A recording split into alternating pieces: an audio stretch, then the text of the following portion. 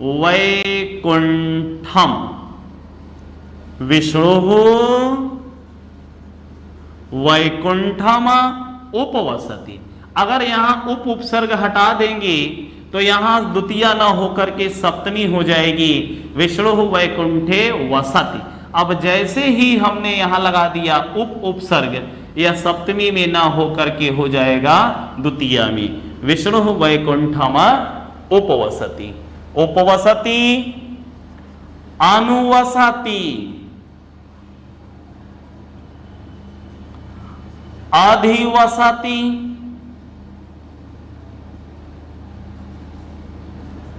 अंग में अंगा का लोप हो जाता है, बचता है आवसति। उपवसति, अनुवसति, अधिवसति, आवसति। वस धातु के पहले उप उपसर्ग लगा देने पर कर्ता के जो आधार है उसकी कर्मकारक संज्ञा द्वितीया विभक्ति हो गई। ठीक, अब इसमें हम और दूसरा उदाहरण सेट कर दे रहे हैं, जैसे सह नगरम, सह नगरम अनुवसति, रामः रामः कर्णपुरम अधिवसति, सुरेशः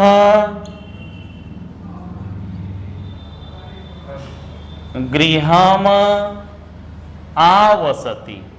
ठीक, अब यहां पर वैकुंठ की, नगर की, कर्णपुरम की, गृहम की कर्म कारक किस सूत्र से? उपान्वध्यांग वसह सूत्र से। क्यों? क्योंकि वस धातु के पहले उप, अनु, अधि और आंग उपसर्ग लगा हुआ है। वस धातु के पहले उप, अनु, अधि और आंग उपसर्ग लगा हुआ है, इसलिए कर्ता के क्रिया का जो आधार है उसकी कर्म कारक संज्ञा द्वितीया विभक्ति का प्रयोग कर दिया गया। ठीक, चलिए अब इसको परीक्षा में आप कैसे पकड़ेंगे? परीक्षा में पकड़ने का आधार है, देखिए यहां वस धातु आपको मिलेगी। जब आपसे सूत्र पूछेगा तो वस धातु और उप, अनु, आदि, आंग में से कोई न कोई उपसर्ग रहेगा। तो देखिए उप, अनु, व का उ हो गया, उ का व हो जाता है यण संधि, य का ई हो गया, ई का य हो जाता है यण संधि। ठीक है, तो यहां पर जो है यण संधि का प्रयोग किया गया है उपान्वध्यांग में। तो इसको क्या कहते हैं? आप जब तोड़ेंगे तो य का ई हो जाएगा, व का उ हो जाएगा। तो यहां से आप मैच करके ही आप परीक्षा में कैच करेंगे। ठीक है, चलिए अब इसके बाद हम आपको अगला सूत्र बताते हैं।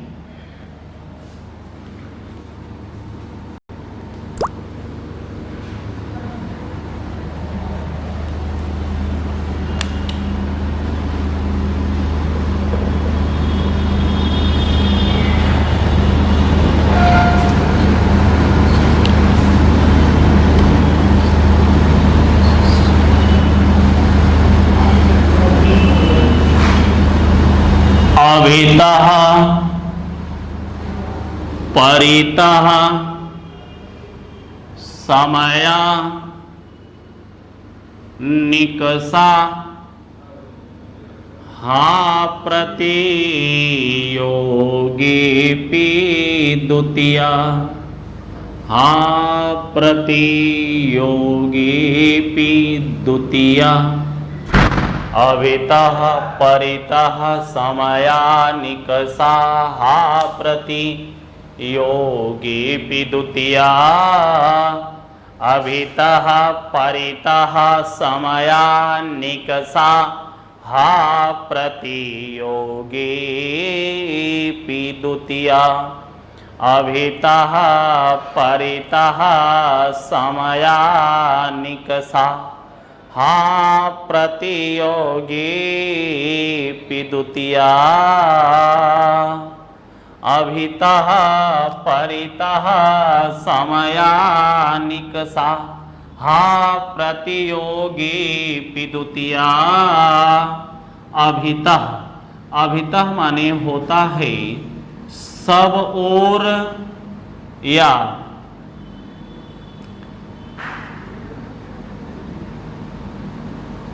दोनों ओर, सब ओर या दोनों ओर,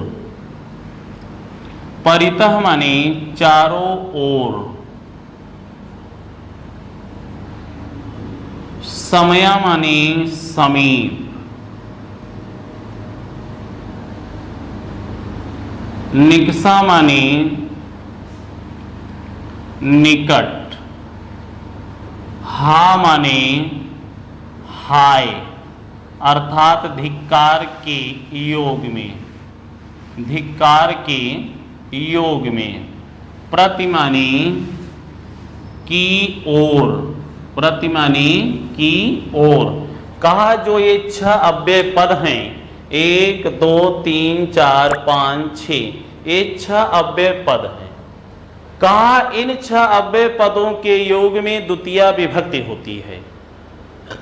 इन 6 अव्यय पदों के योग में कौन विभक्ति होती है? द्वितीया विभक्ति होती है।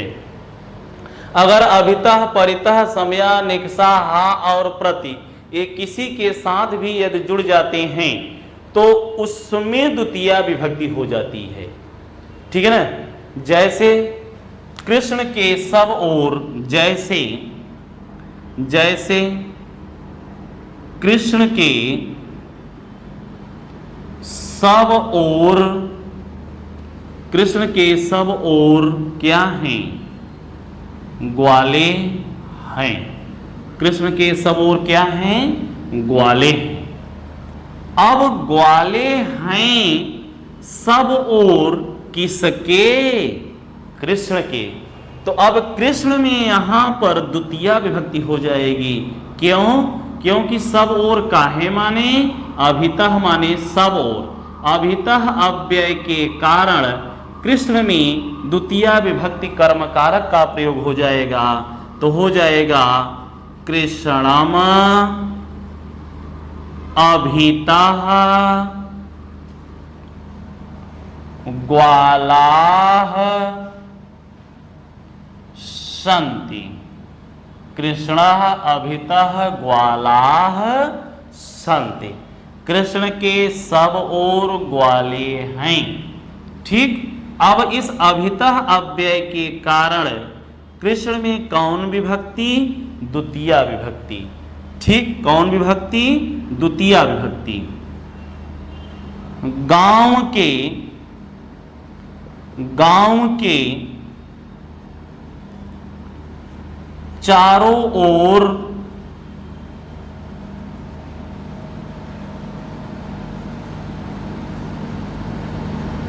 जंगल है। गांव के चारों ओर जंगल है। कहा जंगल है चारों ओर किसके? गांव के। किसके? गांव के। तो अब चारों ओर काहे माने? तो चारों ओर होता है परितः। काहे माने? परितः माने परितः। ठीक है। तो परितः माने क्या होता है? चारों ओर। तो किसके? ग्राम में। तो ग्रामम परितः वनम अस्ति या अरण्यम अस्ति। वनम अस्ति। क्या? वनम अस्ति। इस परितः अव्यय के कारण, इस परितः अव्यय के कारण ठीक गांव में द्वितीया विभक्ति का प्रयोग कर दिया गया। ठीक। समया माने समीप। कहा गांव के समीप, गांव के समीप नदी बहती है। गांव के समीप नदी बहती है। कहा नदी बहती है समीप किसके? कहा गांव के। इस समीप काहे माने होता है? समया माने समीप। इस समया के कारण गांव में द्वितीया विभक्ति का प्रयोग कर दिया गया। तो ग्रामम समया नदीम वहति। ग्रामम समया नदी वहति। ग्रामम समया नदी वहति। इस समया अव्यय के कारण गांव में द्वितीया विभक्ति का प्रयोग किया गया। ठीक। कहा नगर के निकट, नगर के निकट वाटिका है, नगर के निकट वाटिका है। वाटिका है निकट किसके? नगर के। तो इस नगर में कौन सी विभक्ति? द्वितीया विभक्ति। नगरम काहे माने निकट? निकषा। नगरम निकषा, निकषा वाटिका अस्ति। नगर के निकट वाटिका है। फिर कहा कृष्ण के भक्त को धिक्कार है। कृष्ण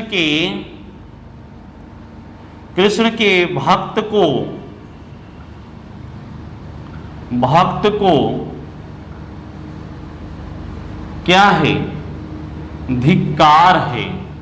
कृष्ण के भक्त को धिक्कार है। धिक्कार है किसको? भक्त को। किसको धिक्कार है? भक्त को। तो भक्त में द्वितीया। तो कृष्णा, कहा कृष्णा भक्तम, हा हा हा माने धिक्कार है। तो किसको धिक्कार है? भक्त को। तो भक्त में कौन सी विभक्ति? द्वितीया विभक्ति कर्म कारक। फिर प्रत्य के योग में कहा तुम मेरी ओर देखो, तुम मेरी ओर देखो। कहा देखो, और किसकी? कहा मेरी ओर। तो काहे माने ओर? प्रति माने ओर। प्रति माने ओर। तो कहा मेरी काहे माने? माम। तो माम में द्वितीया हो जाएगी। त्वम माम, त्वम माम प्रति पश्य। तुम मेरी ओर देखो। त्वम माम प्रति पश्य। त्वम माम प्रति पश्य। तुम मेरी ओर देखो। अब यहां देखिए, माम में, भक्तम में और नगरम में, ग्रामम में और कृष्णम में द्वितीया विभक्ति का प्रयोग क्यों किया गया? क्योंकि अभितः परितः समया निकषा हा प्रतियोगी द्वितीया, यह जो सूत्र है कहता है कि जिसके साथ ये 6 अव्यय पद जुड़ जाते हैं वह द्वितीया विभक्ति में प्रयोग हो जाता है। अभितः परितः समया निकषा हा प्रति, कहा ये जो 6 अव्यय हैं जिसके साथ जुड़ जाते हैं वह किस विभक्ति में हो जाता है? वह द्वितीया विभक्ति में हो जाता है, कर्म कारक में हो जाता है। ठीक है। और परीक्षा में आपसे पूछता भी है कि अभितः के योग में, परितः के योग में, समया के योग में, निकषा के योग में, हा के योग में और प्रति के योग में कौन सी विभक्ति का प्रयोग करते हैं? तो द्वितीया विभक्ति का प्रयोग करते हैं। आप लोग करते क्या हैं? कितना स्पीड में इसको दिमाग में रटते हैं कि अभितः परितः समया निकषा प्रति योग एवं द्वितीया। तो हा और प्रति को आप छोड़ देते हैं, दिमाग में लाते ही नहीं हैं। और आयोग बड़ी चालाकी करता है, पूछ लेता है कि हा के योग में कौन सी विभक्ति, प्रति के योग में कौन सी विभक्ति का प्रयोग करते हैं। बात समझ रहे हैं? तो इसको विशेष रूप से ध्यान से रखिएगा। और इसमें से प्रश्न आता है, परीक्षा में खूब पूछता है और निश्चित रूप से आता है, कभी न कभी पूछ लेता है, इसलिए इसको विशेष रूप से ध्यान रखिएगा। ठीक है। चलिए अब आगे के सूत्रों की हम आपसे चर्चा करते हैं।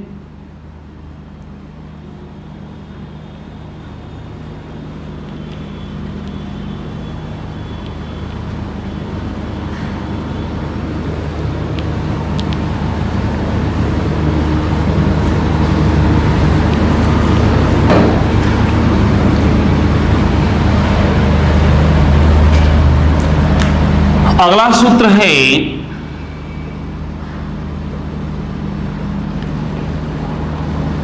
कालाध्वनोरत्यंत संयोगे, रत्यंत संयोगे कालाध्वनो रत्यंत संयोगे, कालाध्वनो रत्यंत संयोगे।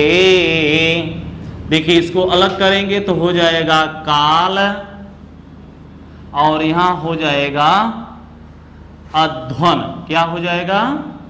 अध्वन। ठीक, काल माने होता है समय, काल माने होता है समय और अध्वन माने होता है मार्ग। अत्यंत, इसको जब आप अलग करेंगे तो यह हो जाएगा अत्यंत।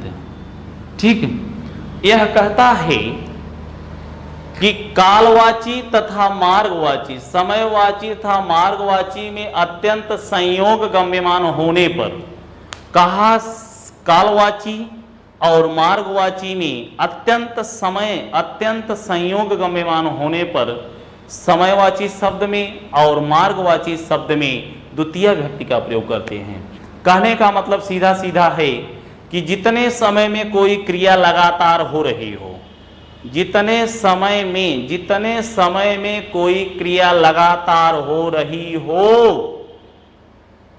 जितने दूरी में कोई क्रिया लगातार हो रही हो, उस समयवाची शब्द में, उस दूरीवाची शब्द में द्वितीय विभक्ति का प्रयोग करते हैं। जैसे मान लीजिए आप हैं, सुबह से लेकर के शाम तक लगातार संस्कृत पढ़ा,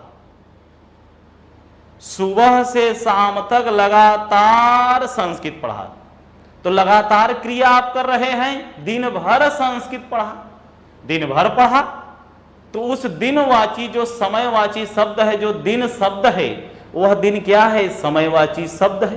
तो उस दिन में द्वितीया, जैसे मान लीजिए आप अपने घर से स्कूल तक लगातार संस्कृत पढ़े, तो जितनी दूरी में आपने संस्कृत पढ़ा, उस दूरीवाची शब्द में द्वितीया का प्रयोग करते हैं। जैसे राम 14